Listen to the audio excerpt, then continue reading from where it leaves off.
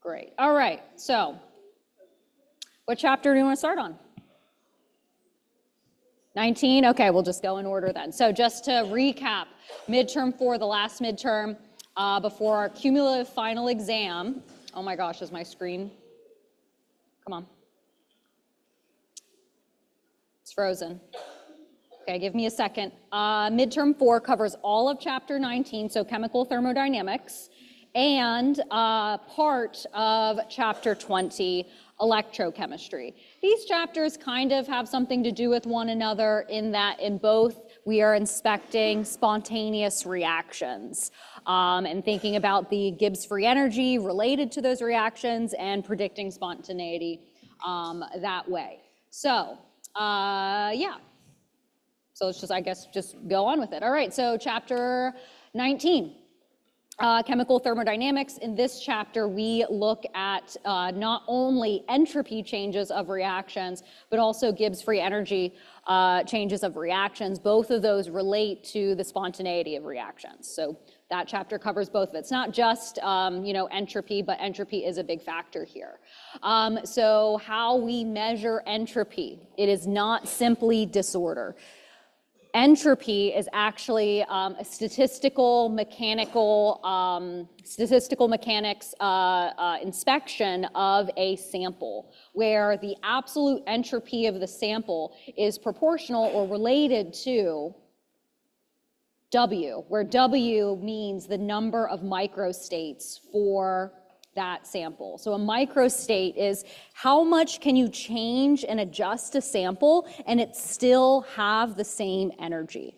So entropy is actually a measure of how energy is dispersed in a system. If it's more uniform and there's a lot of variability that you can have, then you have a sample with really high entropy, versus if it's really rigid and if you move an atom a little bit, you have to break a bond to do that, then you actually have less entropy in that system, because moving a particle will create a brand new sample. So that's not an actual microstate of that sample. So there's a couple factors we look at when comparing magnitudes of entropy. So this first question should be a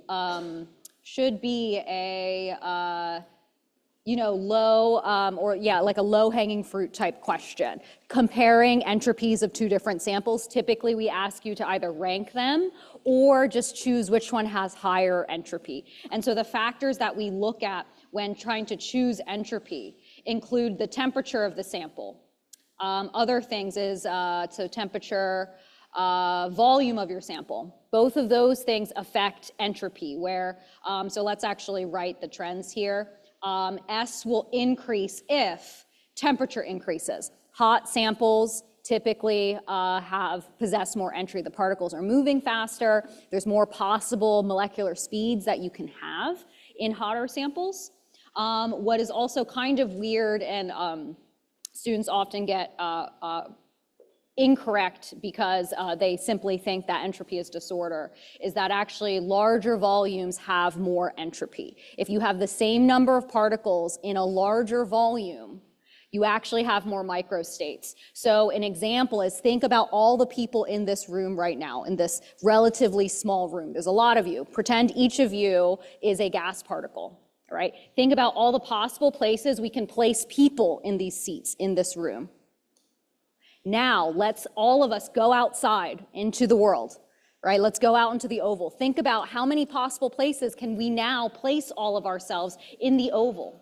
Which one has more possible places you can place people, here or in the oval? In the oval. And the difference is because the oval has a larger volume. And so that's why larger volume has more entropy. Although it kind of at first glance looks like this room has more disorder, again, entropy is not simply disorder. You'll get it wrong in terms if you try to use it for volume. So those are two of the factors. There's a total of 6. What are some other ones? Number of particles. All right, number of particles. If I had 5 people in this room versus 100 people in this room, the 100 people sample is going to have more entropy because there's more unique places we can place people. Fourth one, what's another one? Complexity of your molecule. right? So, or the number of bonds, right? I like to think about it in terms of gases. Gases, you can think, oh, they bounce around in your container. But if you have a gas particle that can not only bounce, but can also vibrate, all right? If you think about like a helium atom versus like a hydrogen bond, like a hydrogen molecule. A helium atom can only bounce. It can't vibrate. It can rotate, but it can't vibrate. But hydrogen molecule can bounce around as a particle, but it can also wiggle or it can vibrate its bond. And so that available vibrational mode adds an element of complexity to it. So entropy increases when there's more bonds available. And related to that is also molar mass. Heavier particles tend to have higher entropies as well. If something's a lot heavier, it'll have more entropy as well. And what's the sixth one? I can't think of it. Phase, yeah. So that's like the most obvious one. Yes, and phase is with phases, if you just think about how the particles are just behaving on the particle level, solids are going to have the lowest entropy. Liquids, and that's similar to things that are aqueous because your particles are free to move, but in a confined volume, but gases have the most entropy of all of them. All right, so with all of those factors, we can not only predict the ordering of these different substances, but also predict the change of entropy for a reaction. How does it change going left to right? So let's look and see what factors apply to these different compounds. So in A, looking at these factors, we see a variety of compounds, all with hydrogens and chlorines on them. But really, I think the main factor here is molar mass. That we see that hydrogen is the lightest, so it's going to have the least amount of entropy because it's the lightest. Then it's going to be HCl because it's a little bit heavier. Then it's going to be HClO, even heavier, or you can think, oh, HClO has 2 chemical bonds versus HCl only has 1 chemical bond. So again, more modes of vibration, and then HClO4, 1 has the most chemical bonds to vibrate, but is also the heaviest. All right, so that first one is basically complexity and molar mass. Yes, okay, and then the next one here, B, what factor is affecting the difference in these entropies? It's going to be phase, yeah. So it's simply going to be solid, liquid, then gas, right? Okay, so let's look and see with these same ideas, look at actual chemical reactions. So for a chemical reaction, we're not looking at like temperature changes or anything. Really what you should be focused on with chemical reactions and them changing their entropy, you want to look at number of particles, and you want to look at phase. Those are the 2 main things that are going to change in a chemical reaction. A chemical reaction doesn't indicate temperature change, but what it does indicate is like stoichiometry and how particles are changing. So here in A, we are going from dissolved ions to a solid. So it looks like we're making a precipitate here, right? We're taking dissolved ions in solution and we're making a solid. So how does entropy change? It goes up or down? Down, yes. All right, so now we're talking about a reaction. So this is delta S of our reaction is negative because entropy is going down. We're going from an aqueous free ions to something that's solid that has the least amount of entropy. The next one, we start with a solid, we end up with a solid, but we also gain a gas, a mole of gas. And so this one is going to have a positive sign of entropy because we're gaining a mole of gas. So if you just compare moles of gas on product side versus reactant side, that's a really surefire way to predict what the entropy changes for a reaction. For this one, we're going from 0 to 1 mole of gas, but in C, we're going from how many moles of gas on the reactant side? Just yell it out. 3, then we're going to 2. So the entropy change for this one is most likely negative. Yeah, we're losing particles of gas here. So there's less particles present in the product side. Okay, so hopefully those are, quick questions for you that you can get right away and not spend that much time so you can spend more time on other questions. Okay, so let's keep going. All right, so I I always get, requests for more conceptual type questions. So here they are, all right? So here are a bunch of statements. So not only are you interpreting, the concepts behind these, but, maybe to elevate this question, let's think, how can we change the statement to make it correct? All right, so true or false, combustion reactions are always exothermic, and they have a positive sign of delta H of reaction, true or false? So let's break it down. Exothermic reactions, they are explodey, right? We like it. Those are exothermic. Is that consistent with the rest of that statement? Exothermic reactions have what sign of delta H? Negative. So this is wrong because of the sign that was indicated there, all right? So everything was right up until that very last bit. So this one is false. Okay, a decomposition reaction always has a positive entropy change of the reaction, true or false? So you might be thinking, oh, they never had me memorize this. This isn't memorization, this is application of a skill. A decomposition reaction, just make one up. Decomposition, A becomes what? 2B, sure. Right, that's a generic decomposition reaction. You start with one thing, you end up with two things. So same idea here, let's pretend these are both gases. If they're both gases, what is the entropy change for this reaction? It is absolutely positive. So this one is in fact true, right? Decomposition reactions, you're going from one thing to two things. So it's going to be a positive sign of entropy. So then conversely, a combination reaction will have what sign of entropy change of the reaction? Negative, yes, it's gonna be negative, very good. Okay, and if you don't know, just kind of, come up with an example and try to work it out by looking at something. Because some of these statements, it's like, oh, I need to come up with an example to either agree or disagree with that statement.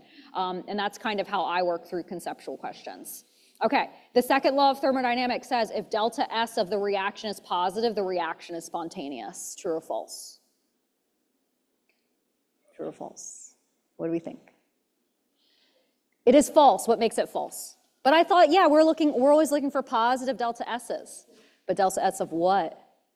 It's of the universe. So the actual law states that only for processes where delta S of the universe is positive, the reaction is spontaneous. So this is incorrect because I said delta S of the reaction. And that's a common mistake students make, right? That they think that any positive entropy change of the reaction is spontaneous, but that's not what the second law says. It says when the delta S of the universe is positive, a reaction is spontaneous. So let's remember, the universe is equal to delta S of the reaction, so of the system, plus delta S of the surroundings. That is what delta S of the universe is. So we have to take into account both of those aspects. So if we are looking for a positive sign of delta S of the universe, if delta S of the reaction is positive and surroundings is positive, then yes, that is an absolutely, this example would be spontaneous. But what if I had a positive sign for delta S of reaction, but a really big negative number for delta S of surroundings? Now what is the sign of delta S of the universe? It is negative now. So now it's not spontaneous. So you can kind of play around with these numbers here. Well, what if I had a small negative value for delta S of the reaction? Can this reaction still be spontaneous? How? If the other thing is real big and positive, if delta S of the surroundings is real big and positive, you can force this reaction to be spontaneous. And I think that's what that's what the next one says. Delta S of the reaction is negative. The reaction can still be spontaneous if delta S of the surroundings is very positive. And that is absolutely true. That's what I just had right here, right? That this combination is spontaneous because overall we get a positive value out. So what are my answers here? This one's false. This one's true. All right, so delta S of the surroundings is related to a thermodynamic quantity we already know. So I don't know, are we given this in our supplemental? Let's look. We are not. We're not given it, but what you should know is that delta S of our surroundings is equal to negative delta H of our reaction over temperature. I like to think of it this way. When we do the hydrogen balloon demo, that is a fiery fireball of excitement, all right? It's a highly exothermic reaction that heats the surrounding air. So it heats the surrounding. We know that as temperature increases, entropy increases. So this is saying if reaction is exothermic, has a negative sign of delta H reaction, you're actually going to have an increase of entropy in the surroundings. And that should make sense because exothermic reactions heat up the surroundings. So this is an equation that's missing, but a concept that, that you should know here. So if we go back to the questions, come on, where are you? All right, if delta S is positive, if delta S of the surroundings is positive, the reaction is very exothermic. So we're going to use that exact same equation that I showed. Delta S of the surroundings is equal to negative delta H of the reaction over temperature. This is true because an exothermic reaction has a negative value of delta H. So a negative times a negative means that the surroundings actually increases their entropy because heat is released into the surroundings. All right, so that's how we can force this reaction to be spontaneous. The reaction can actually get less lose entropy, but as long as the reaction's really exothermic, it can still be spontaneous. Okay, when the forward and reverse reactions are spontaneous, the system is at equilibrium. And this one is also true. That's the definition of equilibrium. We say when delta G is negative, the forward reaction is spontaneous. When delta G is positive, we say, oh, the forward reaction isn't spontaneous, but then that also means, because of Hess's law, the reverse reaction is actually spontaneous. So then that means, if you just think about it numerically, what number separates positive and negative numbers?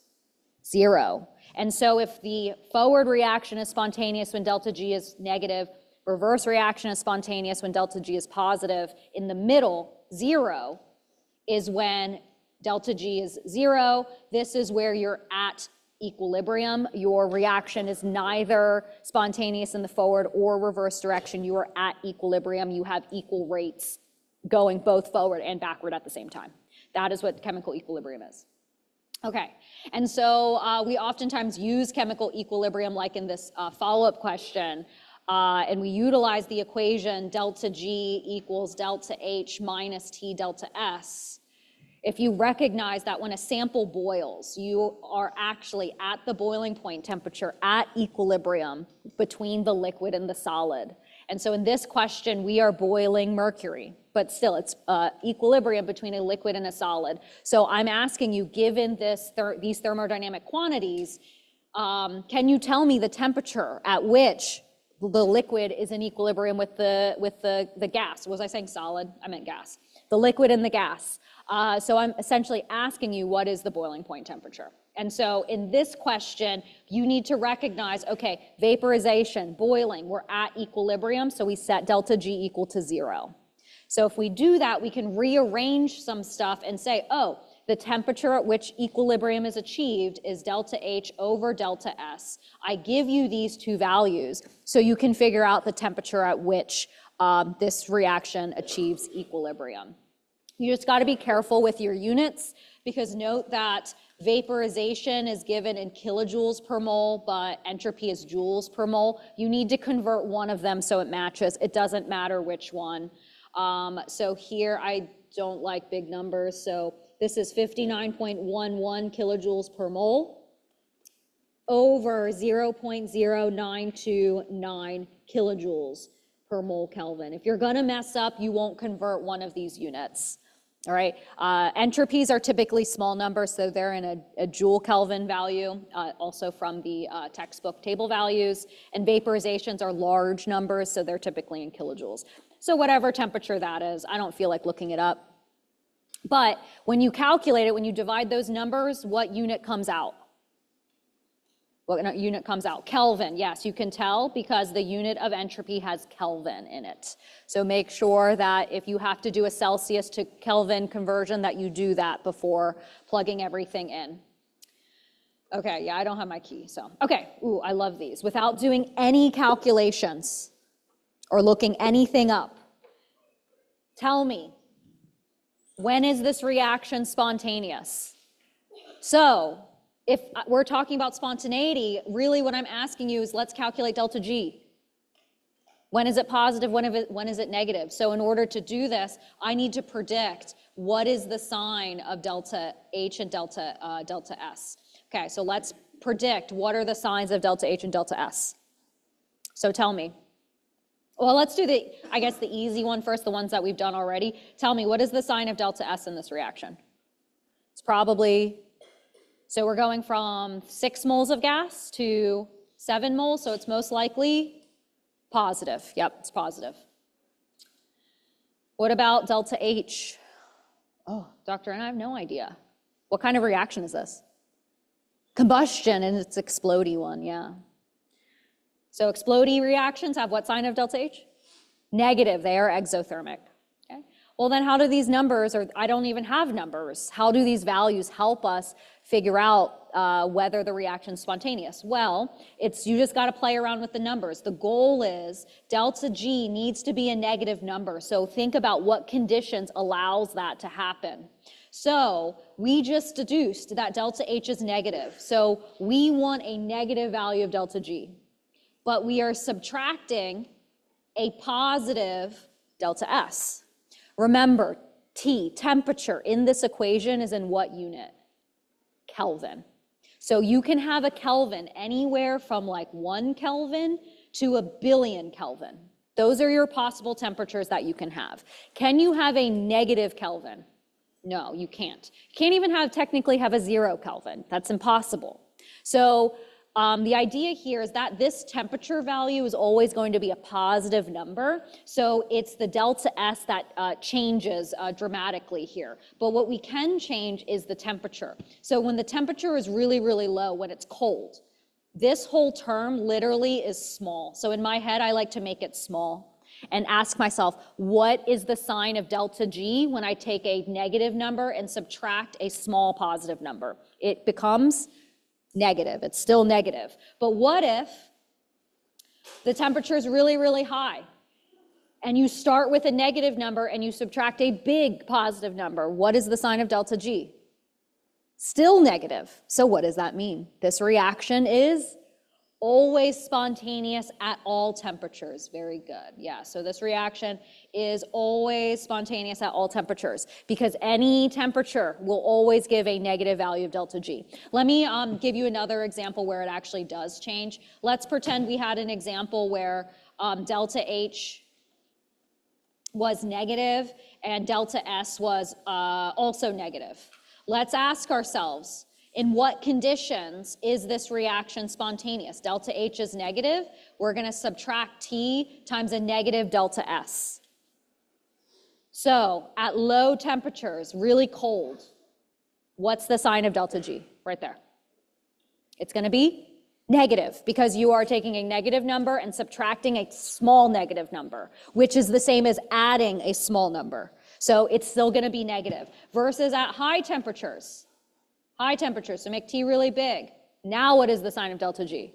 Now it is positive because we're subtracting a big negative number, delta G is positive. So here we see that this reaction is spontaneous at low temperatures, but not at high temperatures. And we did that all just by changing the size of your font. Okay, so that's how you do that one, just using intuition. Figure out what are the signs of delta H and delta S. Usually delta S is more obvious, but let me give you an example. I gave this one on one of my previous exams, and it did very poorly. So if I had this reaction, tell me, what is the sign of delta H and delta S? Delta S is what? Yeah, positive. Delta H is what? Think, how can you convert energetically a liquid to a gas? That's called what? Boiling. How do you boil something? You heat it. So it's positive. Okay, and then you do the delta G stuff, figure out that it's spontaneous at high temperatures. So that one is straightforward. We know how to boil stuff, but then it got all messed up when I just reversed the reaction. This one's harder for some reason. I think most students can get that delta S is what sign? Negative. But gas to liquid, how do you do that? What's the sign of delta H there? But you can just think your way through it. Remember, enthalpy, entropy, they're state functions. So if to boil is positive delta H, the opposite is going to be negative. Yeah, so if you didn't memorize that, something condensating is exothermic, just change it so it is something that you do know. I know it costs energy. I have to input energy to boil something. This delta H is actually negative, all right? But you can think your way through it if you don't know it right off the top of your head, all right? And then you'll get that this reaction, gas to liquid, is actually spontaneous at low temperatures, not at high temperatures, all right? Okay, cool. Okay, so we barely did any math. Okay. So let's use these table values. Remember we introduced these delta H of formation values in 1210? Remember that was such a simpler time? Yeah. Do you miss 12? Do you like 1210 or 1220 more? Wait, raise your hand if you think 1210. Okay, what about 1220? Dang! But 1220 is harder, y'all. It's harder. No, it's not? What? I taught 1210 as well. You didn't come to the review? Did you come to the review sessions in 1210? So we teach 1210 on the off sequence, There are no review sessions. For the trailer, the people taking 1210 right now, there's no review sessions. They just watch my videos. Yeah, I know. Yeah, anyway, okay, so, all right, let's keep going. So let's look at this reaction. We introduced delta H of formation in 1210, simpler time, and we told you to ignore the rest of the table. But now we finally look at the rest of the table, but recognize that it's still just products minus reactants. That's basically it. But the caveat with this table is that everything is measured at standard conditions. So that's why all of these terms have a little knot or a little circle next to them, because it means that these were measured at standard conditions. Everything was either 1 ATM if it was a gas, 1 molarity. All these reactions were conducted at 298 Kelvin. And so we'll look at non-standard conditions in a second, but these table values tell us, kind of give us our reference point at standard conditions. So if we want to calculate the standard Gibbs free energy, the standard enthalpy, the standard entropy change, all we simply have to do is products minus reactants, these actual values. But we want to make sure that we stay true to the stoichiometry that's here. All right, so we can just go ahead and do products minus reactants. Okay, and this will give us delta G of the reaction, delta H of the reaction, delta S of the reaction. So if you're not given it right off the bat, you can use the table values if those formation values if they're given. All right, I really don't want to do this, but I guess I will. So delta G of our reaction at standard conditions. All right, where are my reactants? This is my reactant. I'll highlight them. And then here are my products. Just to remind myself the stoichiometry, methane is ×3, hydrogen is ×2. So delta G of the reaction, products minus reactants. So pinks minus yellows. Pink, yellow. If I color code it, then I'm less likely to make a mistake. So delta G of the reaction is negative 103.85 kilojoules minus 3 times methane, so negative 74.8. That equals something. Dang, I really don't want to get these numbers. Okay. Do I have to do all the work? It's just products minus reactants. I don't have to do it? No? Okay, then I'm just going to go grab the number. I need the numbers. I forgot my key. I'm bad. Forgot my key. Okay, I'm just going to grab the answers. That's where they are. And the detail here, I don't want to screw up my key. Right, the detail here, so I simply did products minus reactants for all of them. Delta G naught is in the unit of kilojoules. I know because those values are in kilojoules. All right, kilojoules per mole. Delta H of the reaction, also in kilojoules, because the table value is in kilojoules. But the detail here is that entropy is in joules. So when you do products minus reactants, it's the only one with a different unit, and that's in joule Kelvin. So these are the numbers I need to grab, and I realized that even the work I did was already wrong. Was it already wrong? I think I used the wrong numbers. Yeah, so I wasn't actually calculating delta G. I was actually calculating delta H because I was using that first column. So sorry about that. All right, so those are all my values, products minus reactants. So let's play around with these values and see what else we can do with them. So let's calculate K for this reaction at 298. So it seems like we're still at standard conditions, so we're fine to use these not values. So let's just go to the end of this document and look at our equations that we can play with. The equations that we're given. Which one is going to help us the most? Probably the one with the K in it. Yeah, so the only reaction with the K in it is this delta G. All right, delta G naught equals negative RT ln K. We know delta G naught already. Okay, we know that. So we just have to plug and chug, and in this case, calculate K. What value of delta G did we get? Positive. We got a positive 128 kilojoules. So is this reaction spontaneous? If this, based upon the sign of G, delta G. No, it's not, it's positive. So if the reaction is not spontaneous, what do you think the magnitude of K is gonna be? Is it gonna be a big number or a small number? Small, yeah, because remember, this is the same K we've been talking about for literally like 3 months. K is products over reactants. If you have a lot of products, K is going to be big. But since I say, oh, the reaction's not going to move forward, then this reaction's mainly going to stay on the reactant side, then K is going to be a small number. Mathematically, also, you'll get the same thing, because the equation we use is delta G equals negative RT ln K. We're going to use that delta G we just got. Do make sure it's in joules, because R, our energy version of R, 8.314 joule mole Kelvin, is in joules. So you need to make sure that those numbers match each other. So 128.93 times 10 to the 3 joules equals negative R, so R is 8.314. Temperature is 298. Solve for K, ln K. So take the e to the both sides, you get some number. So I can do that 128.93 e to the 3 divided by negative 8.314, 298, e to that.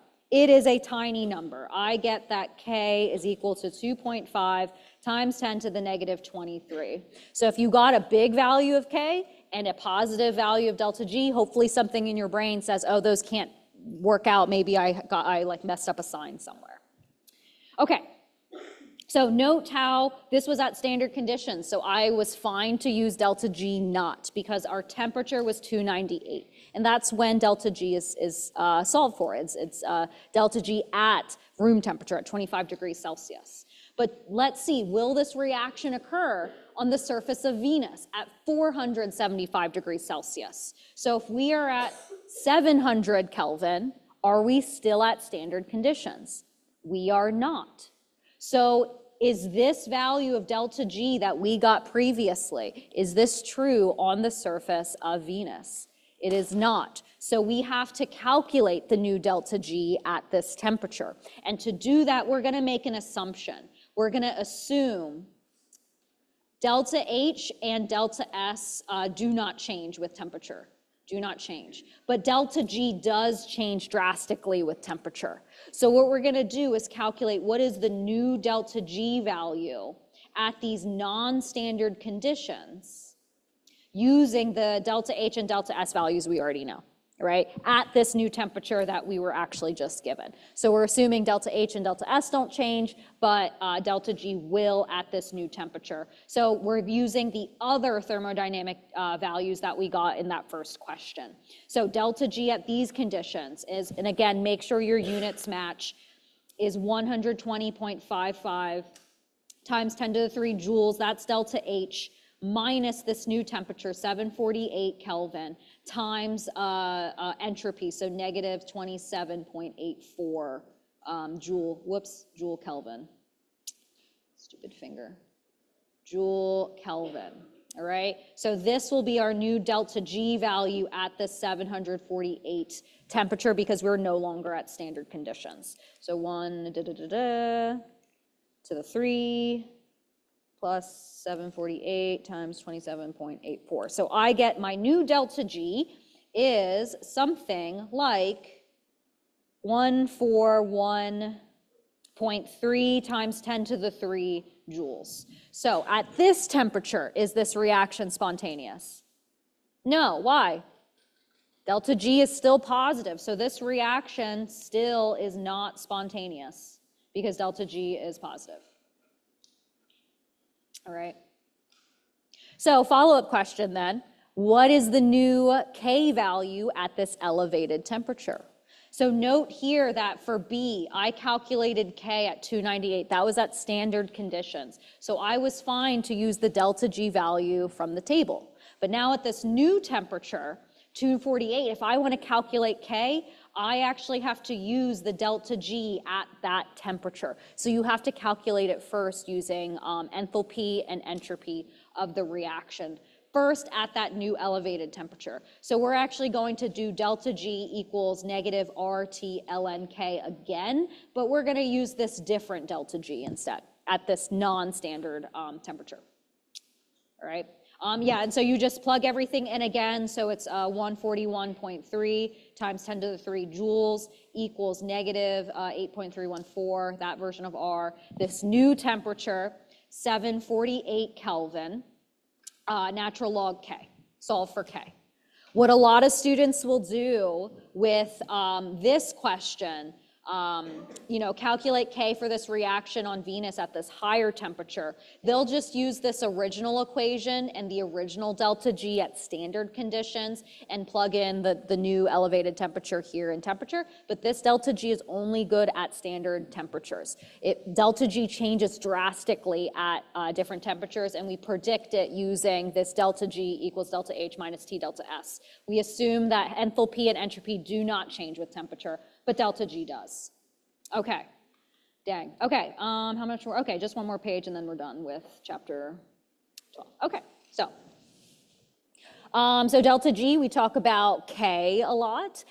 So I was asked this earlier, like, does it matter what K we use? You can actually, any of the Ks, right? All of the Ks we talked about this year, we said if K was big, you got a lot of products, the forward reaction is spontaneous. If K was really small, there's a lot of reactants. The reverse reaction is spontaneous, that the reaction doesn't move forward. So it doesn't actually matter what kind of K we put into these delta G equations. We can use any of them to predict spontaneity.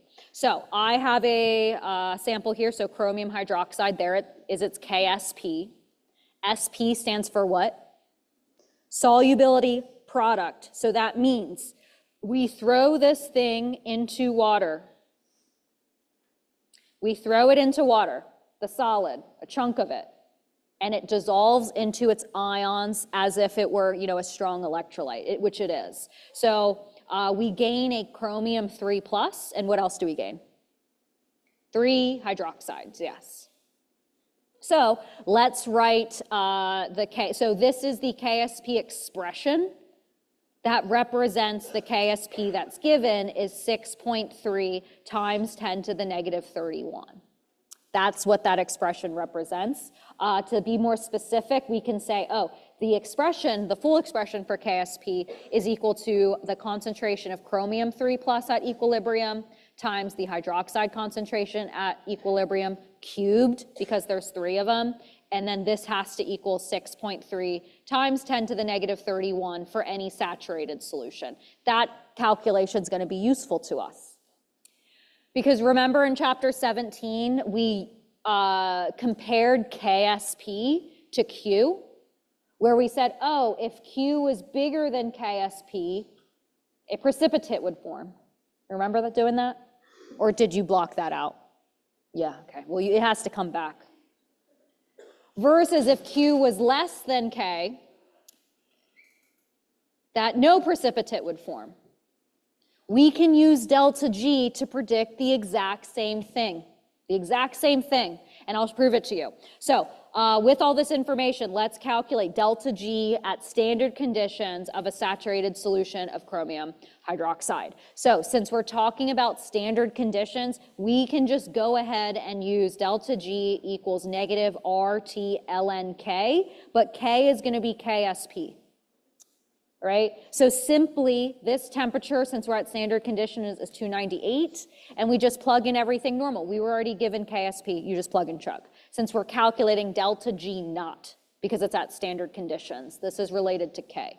So we simply do negative 8.314, T is 298, times ln the K that they just gave us, or that they gave us, and plug that in.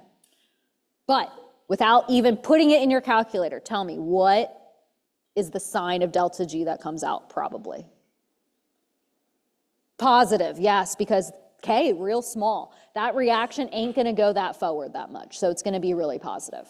I think I do, okay, not yet, okay. So, all right, so that's delta G at a saturated solution at standard conditions. So, what is the value of delta G? Note how it doesn't have the naught in it.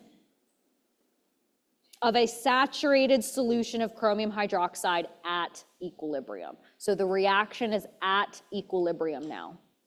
So what is the sign of delta G here at equilibrium? It is 0. Yes, delta G is 0. So note, sorry, I need the naught there, up there. All right, because we're at standard conditions. Now we're talking about delta G without the naught. So I'm asking, at these certain conditions, is the forward or reverse reaction spontaneous? Well, if we're already at equilibrium, there's going to be no push for the reaction to go forward or backwards. Here, Q will be equal to K. And so delta G will be equal to 0. How we can calculate that is using the last delta G equation, and that is delta G equals delta G naught plus RT ln Q. All right? So what we see here is because the value of delta G is related to K, what we see is when Q equals K, delta G equals 0. Mathematically. Versus if delta G equals 0, versus when Q was greater than K, for a KSP reaction, let's look at this. If Q is greater than K, at these conditions, I have too much what? At the Q conditions, I have too much what? Products. So if I have too much products, which way does my reaction go? Backwards. So if the reaction goes backwards, what is the sign of delta G? Is it negative? Nope, it is actually positive. So here, when Q is larger than K, I know that the reaction has to shift backwards. That is consistent with a positive value of delta G. Versus if Q is too small, so Q is smaller than K, I have too much reactants, right? So which way does the reaction have to go? If I have too much reactants, not enough product, it has to go forward. So what sign of delta G has to be there in order for that to be true? Delta G has to be negative. All of that mathematically will come out in this equation because delta G naught is related to negative RT ln K. If K is different than Q, based upon these ideas, you're going to get different values of delta G come out. When K is equal to Q, these two terms are the exact same. Delta G is 0. When Q is bigger than K, we see that I think this number ends up being bigger than this number, and so delta G comes out positive. When Q is less than K, then the negative term is bigger than the Q term, so the whole number comes out negative. That's how it works out. So let's try and actually plug in these numbers. That was just the concept. Let's actually predict, will a precipitate happen? And what is the sign of delta G when we make up this solution? So these are my Q conditions, and I want you to tell me more about it. Okay, so we have a solution, and I give you concentrations of chromium, and I give you the pH. So we're going to use the KSP expression, and we're going to calculate Q at these conditions. So remember, Q is the chromium concentration. We got that up there. Hydroxide concentration cubed. I tell you the chromium concentration, it's 0.1 molarity times the hydroxide concentration. How did I get that? I didn't give that to you, or did I? pH, yes. Remember that guy? We haven't talked about him in a long time. So if the pH is 7, that means the POH is also 7. So what is the hydroxide concentration? 1 times 10 to the negative 7. Very good. So 1 times 10 to the negative 7. Okay, I actually have to get, I'll calculate it. Okay. Oh, and that's cubed. Don't forget that. 1 e negative 7 to the third times 0.1. So we get Q is equal to 1 times 10 to the negative 22. Compare this to K. K is equal to 10 to the negative 31. So, will it precipitate form? Compare Q to K. Which one's bigger? Q. So if Q is bigger, right now at these conditions, I have too much product, because Q is bigger. So that means the reaction moves in what direction? Backwards. So what should you see with your eyeballs? Solid. So yes, a precipitate will form. But let's prove it by calculating delta G. So let's plug in this Q value that we just got. I actually need to get values. So we're going to use this equation, delta G equals delta G naught plus RT ln Q. We're just going to plug in those values. What is delta G naught? Where my key? Let's bring you up. Delta G naught is what? 170 kilojoules, is that right? Okay, 170 kilojoules. So this is 170 times 10 to the 3 joules. That's delta G that we got up here. I just didn't calculate it. Plus R, so 8.314, times temperature, so 298, times natural log of Q that we just calculated, natural log of 1 times 10 to the negative 22. So I'm going to put that in my calculator. I'm going to spend the time and prove to you that a number that is consistent with our observation will come out times natural log 1e negative 22. I get, wait, hold on. That didn't work. Oh, I multiplied everything together. That's not cool. Okay, 8.314 times 298 times natural log of 1e negative 22. So this whole term is negative 126 times 10 to the 3 joules. So you see, when we subtract these numbers, we get that delta G equals 296 times 10 to the 3 joules. So we get a positive value of delta G, meaning that the reverse reaction is spontaneous. The forward direction is not spontaneous, but the reverse direction is. That is consistent with a precipitate forming in these Q conditions. So that is how we can use Q to basically mathematically prove Le Chatelier's principle. Because every time we do a disruption, like to this reaction, okay, when you add a product, like when we did Le Chatelier's principle, we're at equilibrium. Let's say I add chromium 3+. Which way does the reaction shift? Yeah, to the reactants. But why does it shift? It's because we changed Q. And so the value of delta G changes at that moment to get back to K conditions. Or if we remove hydroxide, let's say we neutralize some of this and we remove hydroxide, which way does the reaction shift? Forward. But why?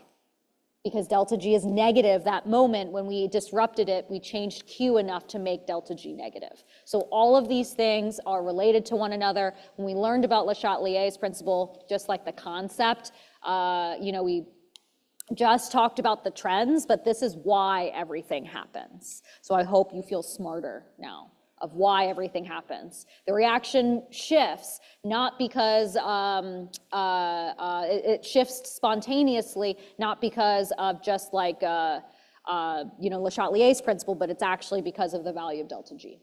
Okay, so that is chapter, that one. So let's do electrochemistry. Is there a certain question, because I realize I have many pages left, is there a certain part in this packet, a question we want to do in this packet? Actually, I want to do, I want to do 9, because that's where I think I'm the most helpful. Oh, we do want to do number 8? Fine, we'll do number 8. I only have 30 minutes left. Okay, so let's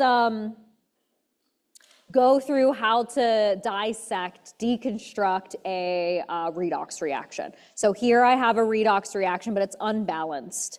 So the method of balancing redox reactions is the method of half reactions, where we split up the oxidation and reduction reaction and balance them separately before adding them back up together. So the best way to do this is first get oxidation numbers of all your atoms. So if you think charge, you'll be right 95% of the time, where if oxygen is in a compound, it's usually -2. So like CO2, oxygen is -2 in there. But if we had O2, oxygen is 0 because it's a neutral compound, it's a neutral molecule, it's an element, it's not actually in a compound. Or like nitrate, NO3 minus, oxygen is a -2. Hydrogen is usually +1, so like H plus or HCl, all of those have a +1. Oxidation number for hydrogen. And again, if you just understand charge, oxidation numbers have to add up to charge, you'll be right most of the time. So if you think charge, many of these are quite straightforward. The oxidation number of manganese has to be +2. Chromium is +3. Those ones are easy to do right off the bat. But then the other ones, the polyatomic ones, you just got to be more clever. There's 7 oxygens. So that's a total of -14 coming from oxygens. All of this has to add up to -2. So that means the 2 chromiums have to contribute 12. But there's 2 chromiums. So 1 chromium is what oxidation number? +6, right? All right, so that means chromium is being what? Its oxidation number is going down, so it is being reduced. Yeah, so I like to just think, oh, its oxidation number is being reduced, so it's reduced. Like reduced to a smaller number, so it's being reduced. Yeah. So that means manganese has to be being oxidized, yes. But let's just check it for ourselves. Again, oxygen is always -2 in a compound for the most part. So that means those oxygens are contributing -4. That means manganese is actually +4. +4. All right? And so yeah, we see, oh, it's going from +2 to +4. So yep, it is being oxidized. Very good. Because its oxidation number is going up. So memorize N-ox, red cat. Oxidation happens at the anode, reduction happens at the cathode, always. So if I asked you which reaction is happening at the cathode, that's not something you memorize. You just think, oh, that's the reduction reaction. I need to find what's the reaction happening at the reduction reaction. That's it. So, and we already did that. The reduction is the chromium species. Oxidation is the manganese species. So to balance them separately, we separate them. And so at the anode, we have the oxidation reaction. So we write out the manganese 2+ and the manganese oxide. You balance things in orders of first the elements that aren't oxygen and hydrogen, then balance the oxygens with water, then the hydrogens with acid. Then you balance the electrons last. It's all in my key, I'm pretty sure. So if you look here, manganese is balanced, but what's not balanced is oxygen. So I'm gonna add 2 waters to make sure the oxygens are balanced. Next, I'm going to balance the hydrogens that I added when I added that water. So I'm going to balance that with adding 4 hydrogens, H pluses. Notice it's acid. Don't just add H. Don't say 4 H's. It's 4 H pluses because we're balancing this in acidic conditions. All right? And then you take inventory of the charge on each side. I like to get the charge total on each side and add just enough electrons to make them match. So this is +2 on this side, +4 on that side. So I'm going to add 2 electrons to my product side. Oxidation is loss of electrons. So it makes sense that electrons are products, right, to feed into the cathode that we're going to do next. So that one's balanced. Then we do cat reduction. So we write the other half reaction, Cr2O7, 2 minus. Be careful with charge. If you're going to screw up, it's going to be the charges, probably. That's where I screw up. So you balance the atoms, the oxygens, the hydrogens, then the electrons. So to balance the atoms, I mean the chromium atoms, because right now they don't match. Now they match. Then you add 7 waters to make 7 oxygens on each side. And then we add a crap ton of protons, I think specifically 14 protons. And then you have to be really careful with charge. This side is reactant side is a total what charge? 14 coming from hydrogen, but dichromate's -2, so this is plus 12. But this side is what charge? Plus 6. There are 2 chromiums, so it's not plus 3, it's plus 6. So I need, how many electrons? 6 electrons, very good. 6 electrons, and now it's balanced. So those are my balanced half reactions. Those are what you would find in like your reduction tables, but to get the actual balanced chemical equation, we need to add this up so the electrons cancel each other out. I always like to write it this way, anode first, then cathode, because you can clearly see the electrons in the oxidation reaction funnel into the reduction reaction. So you can see, look, I can just connect my little wire, my circuit. Right, now I got my little electrochemical cell.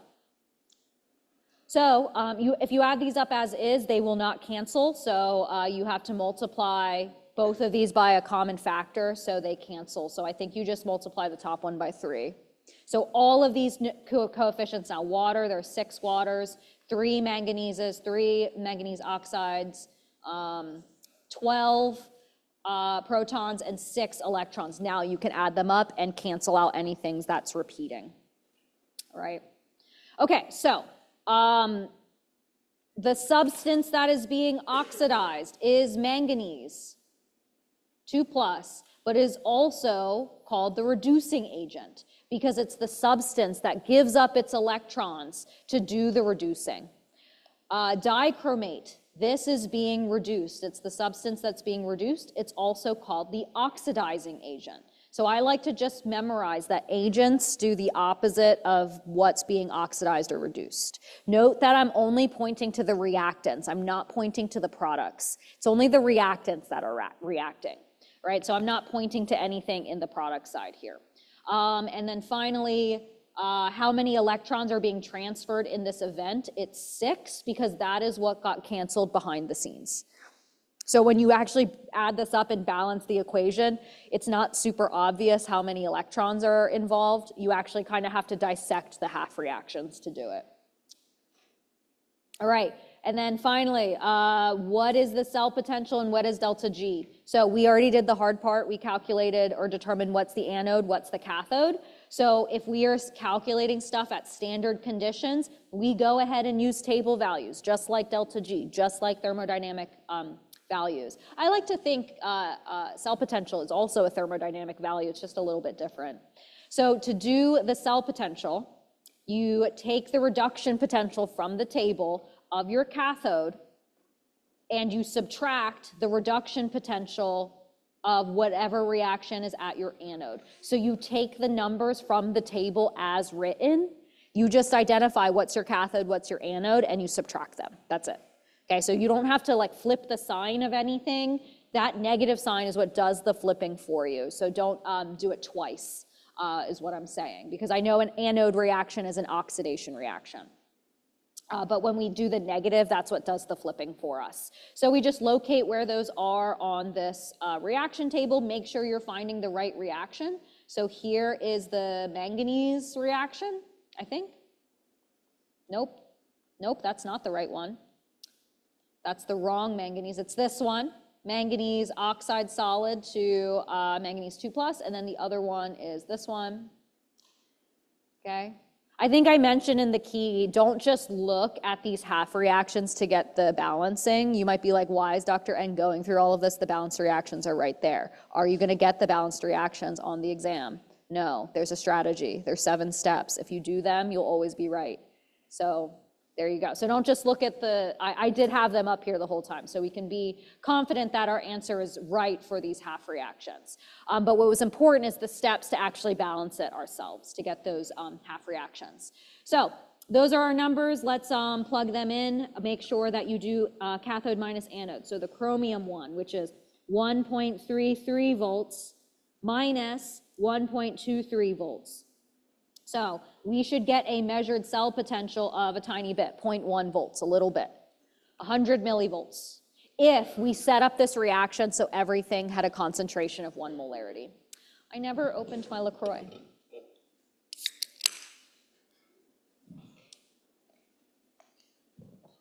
Okay, so note that I calculated the cell potential at standard conditions, so you use table values. What's also implied here is that this cell is at standard conditions, but it's also at 298 Kelvin.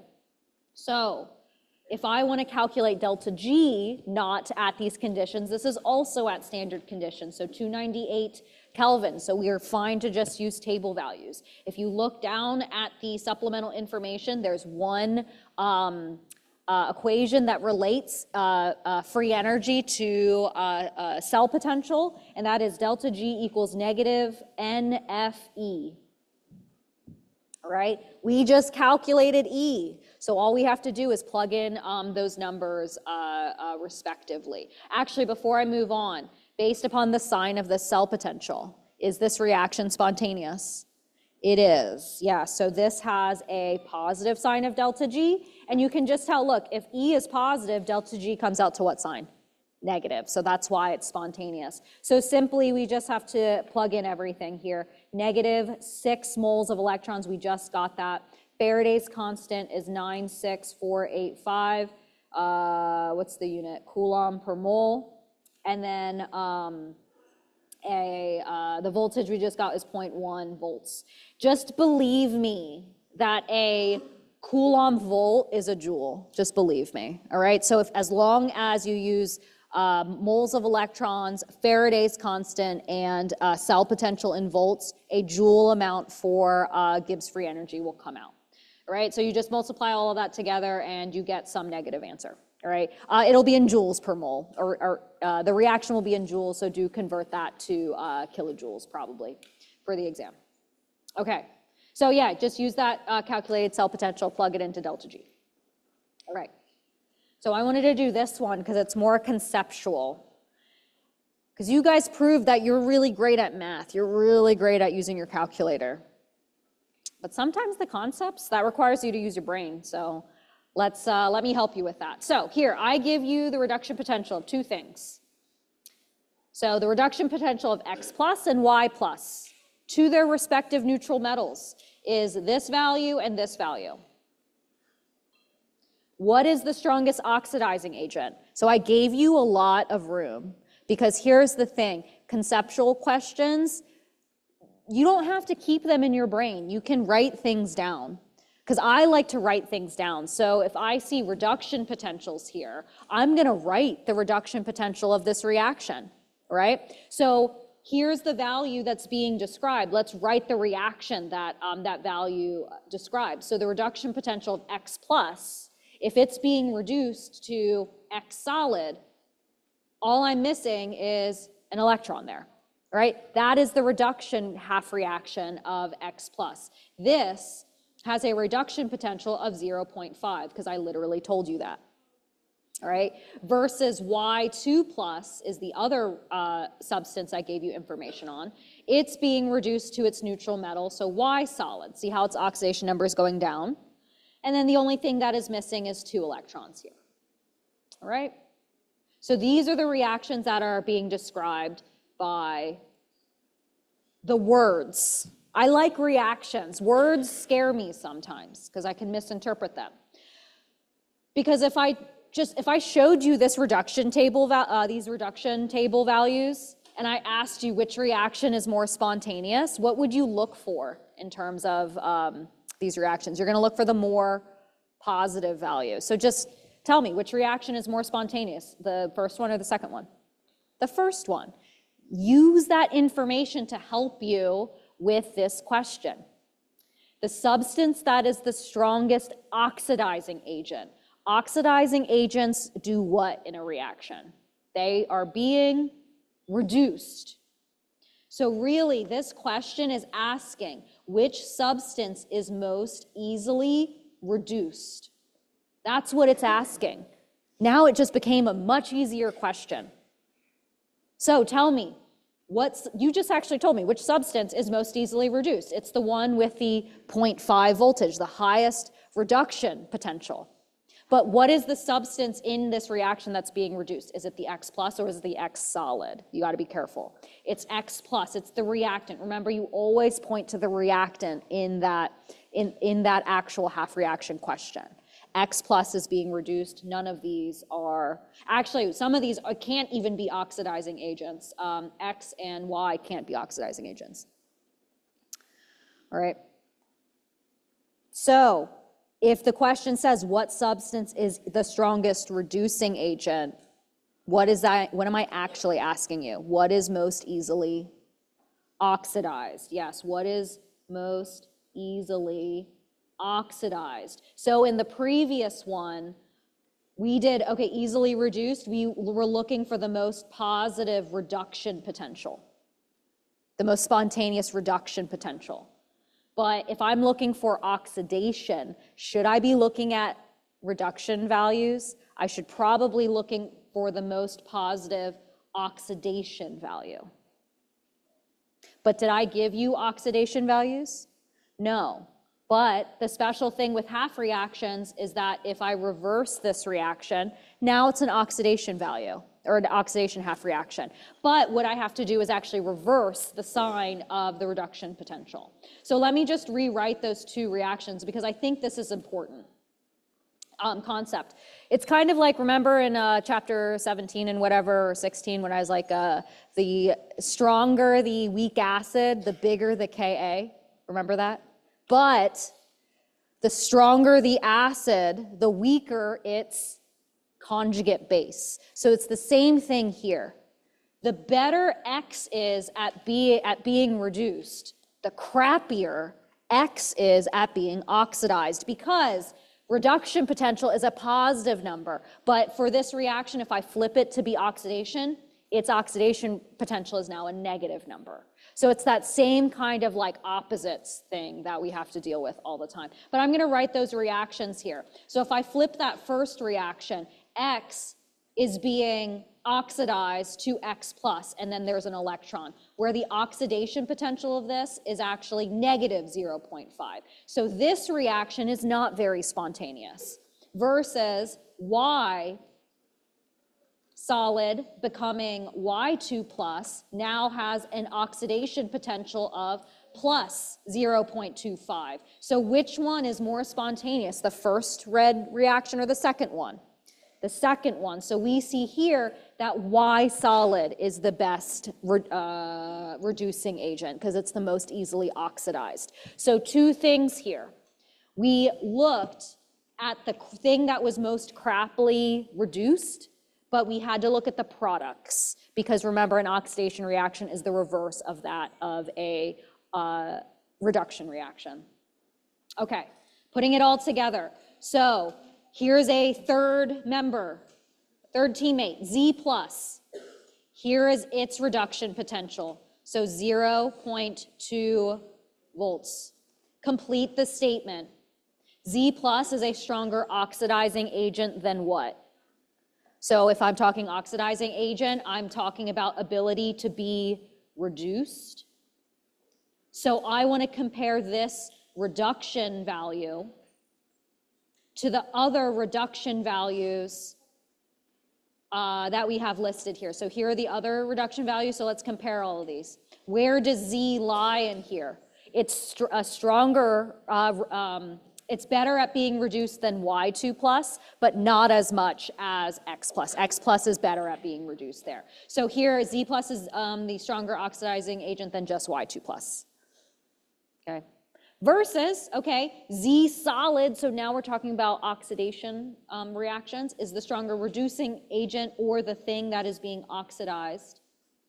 Then what? So it's the same idea here where since Z is being oxidized, I don't want the reduction value, I actually want the oxidation value, so negative 0.2 volts.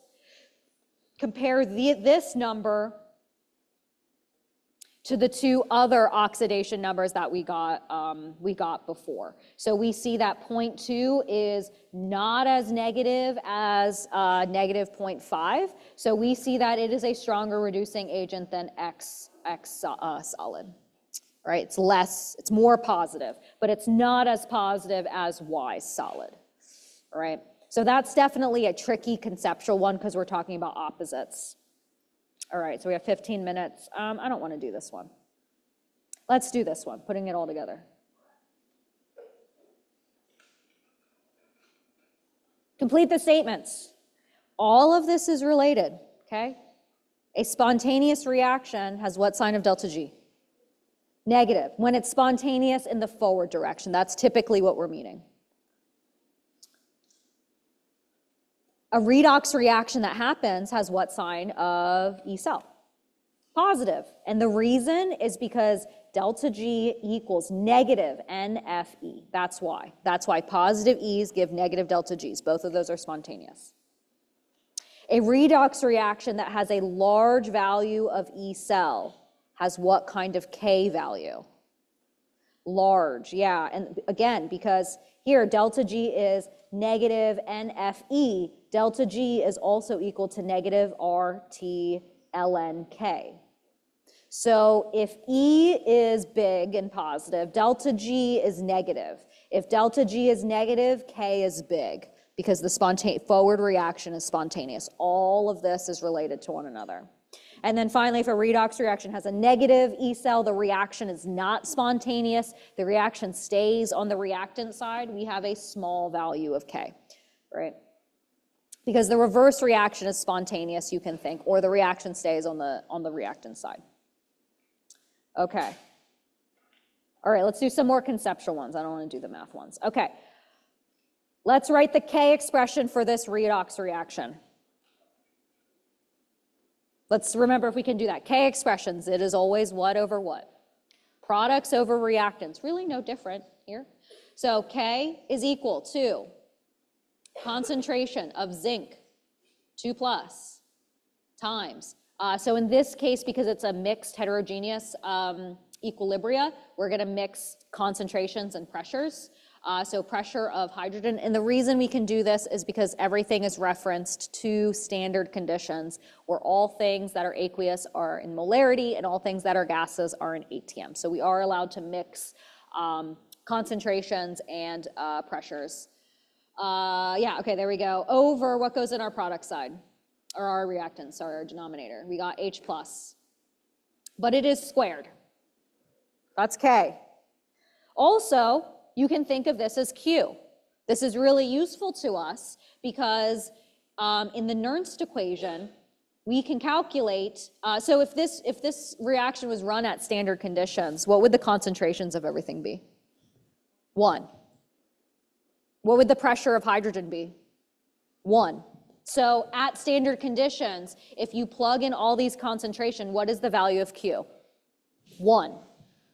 So if you look at the Nernst equation, E cell, what you actually measure is dependent on what the concentration of everything is. So if you start with E cell naught, so table values, cathode minus anode, minus, is it minus 0.05, what's the 92?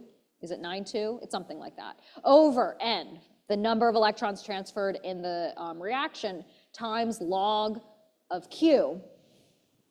What we see is when Q is 1, this whole term is 0. So when we're at standard conditions, when Q is 1, what we measure is exactly what comes from the table.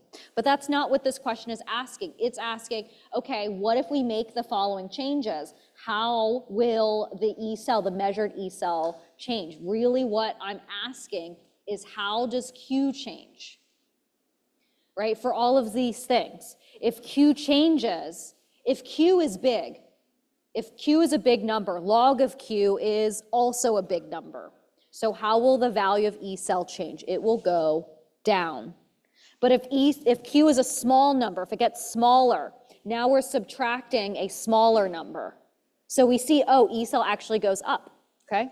Or if it's so small, log Q might be a negative number, so we add a value. So E cell will actually go up. So that's what we're thinking about here. It's not just Le Chatelier's principle, but it's manipulating this Nernst equation. If you squint your eyes, doesn't this equation look very similar to delta G equals delta G naught plus R T ln Q?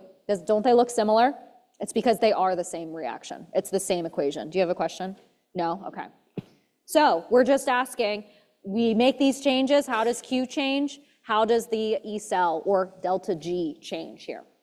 Okay, so if we increase the pressure of H2, which one of these values changes? In the numerator. So if H2 increases, how does Q change? It increases. So how does E cell change? It decreases. I like to think of it this way. Your battery will have a high voltage if you pack it with a lot of reactants. You want that to drive that reaction forward. So if you already start with a lot of products, your cell voltage is going to be, it's like the battery's dying because you already produced a lot of products. You want to pack it with a lot of reactants, meaning a small K. Small Ks typically have higher cell voltages because you pack it with a lot of products, or sorry, reactants. All right, so what if we add zinc nitrate to the anode? So if you think about how we're changing Q, how's Q changing? Q is going up. So that means EMF decreases. HCl is added to the half reaction. What does that change in here? The denominator. You're adding acid, H+. So what happens? You add H+, the value of Q goes down. So that means EMF increases. Yay! Because we added more reactant. Yeah. And then finally, there's two more. pH of the cell increases. What's that mean as well? H+ decreases, right? Yeah, it becomes less acidic, so less H+. So if H+ goes down, the number in the denominator gets smaller, so how does Q change? Goes up. So EMF goes down. Cell voltage goes down because now you have more products present than reactants. And then finally, surface area of the anode, zinc is doubled. Zinc solid is doubled. All of these things, we changed Q. We changed something in the Nernst equation. Don't think about this too hard. Is zinc solid in the Nernst equation? No. So is there going to be a change in voltage? No. So this is no change. Zinc solid's not in there. Don't try to make it be in there. Okay. All right, so let's do the last one where we actually calculate stuff. So here I have a zinc-nickel reaction, because this one was really just conceptual. Here we actually calculate it. Can you tell how many electrons are being transferred in this event between zinc and nickel? N equals, can you tell? 2, it is. So you can tell quickly by just like looking at the oxidation number. Zinc is going from 0 to +2, so it lost 2 electrons, and that nickel is gaining 2 electrons. It's going from +2 to 0, so you can kind of tell just by the oxidation numbers. Okay, so here is our cell. If we set up a voltaic cell of this, what should I make all of the concentrations? If it's at standard conditions, if I want to make a cell. Standard conditions means what concentration? 1, yeah, so that means if I make this electrochemical cell, nickel 2+ concentration has to be 1 molarity, and then the zinc 2+ concentration has to be also 1 molarity. So what is the E cell for this at standard conditions? So if we're at standard conditions, am I allowed to use table values? Can I just do cathode minus anode? Yes, I am. So you just find them. But we forgot to actually assign cathode and anode. Zinc is what? the anode because it's being oxidized, anox. Nickel is being reduced because it's going from +2 to 0, so it's the cathode. So just find, where is nickel? It's right there. Then where is zinc? It is right there. So the cell potential for this is just cathode minus anode. So it's simply going to be, I already forgot, what is the cathode? Nickel. Negative 0.28 minus the anode as written in this reduction table, and that is negative 0.76. So the the cell potential, negative 0.28 plus 0.76, is 0.48 volts. So is this reaction spontaneous? It is, at standard conditions. So if I, set this cell up, all right, I have a beaker here, a salt bridge. I make a, where's my anode? What's my anode? Zinc. If I put zinc over here, and I put nickel over here, I connect them, and I let those metal electrodes swim in their own juices. So zinc 2+ and nickel 2+. They're swimming in their own ionic juices, where they are both 1 molarity in there. If we put a voltmeter here, we should measure 0.48. That's what should happen. So what happens as this reaction moves forward? Okay, so yeah, we plug it up. We start with 1 molarity here, 1 molarity here. Zinc is our anode, and nickel is our cathode. What happens with time? Because when this reaction starts running, electrons are going to move left to right. But remember, when electrons move left to right, from anode to cathode, a chemical reaction is happening. So focus on this chemical reaction.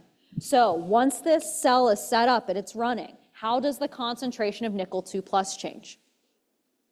It decreases, yes, because it's a reactant.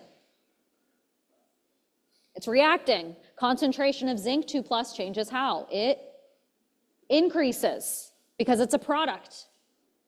So if those concentrations are changing, do you think Q is changing? Heck yeah, it is. Because what is Q? Q is equal to products over reactants. So it's zinc 2+ over nickel 2+. So how does Q change as time goes on? We just said it. Nickel getting smaller, zinc getting bigger. So Q is changing how? Increasing. So then, based upon the Nernst equation, remember, E cell equals E cell naught minus some junk log Q. If Q gets bigger, what we measure gets smaller. Yeah, measure, so do this. This is how I actually check how fresh my batteries are oftentimes. So take like a brand new fresh battery out of the pack, measure the voltage. You'll see something fairly high, maybe like 1.6 volts or something. But then take another battery that's been used for a while, and you'll see that the voltage has dropped dramatically because it's being used over time. Its Q is a lot higher and it's dropping because we're changing those concentrations. So yeah, E cell goes down with time. So I'm going to just do one more. I actually want to do the calculation now. All right. So if we start at standard conditions, everything is 1 molarity. So let's just go ahead and calculate what is the EMF for the cell when we're at these concentrations. So now we're actually going to utilize the Nernst equation. E cell equals E cell naught. We already have that value. Minus 0.0. What is it? 592? Okay, so I was right. Over N log Q. So these concentrations allow us to calculate Q. We already got that Q is equal to zinc concentration over nickel. I tell you that zinc is 1.5 molarity, nickel is 0.5 molarity. So we see that Q at these conditions is 3. It's a little bit different, right? It's a little bit different. We actually have a little bit more product than we should than at standard conditions. So when you plug that 3 into our Nernst equation, so we know Q, we know E cell, we already got N, we said that it was 2. You just plug it in and see what is the new cell potential at these given Q conditions. And again, this is no different than that delta G reaction with Q. or delta G equation. So what did I say E cell was? 0.48. So 0.48 minus 0.0592 over n, so 2 log 3. We just got that Q is 3. And so let's see, 0.0592 divided by 2 times log 3. Perfect. 0.48 minus that, I get E cell now that Q has been raised is 0.47 volts. So yes, as Q goes up with time, as the concentrations change and you make more products, we actually see the measured cell potential start to drop. So yeah, you go home, measure a voltage of an old battery, and you'll see that it's a lot lower than a brand new fresh one. All right, good luck, everybody.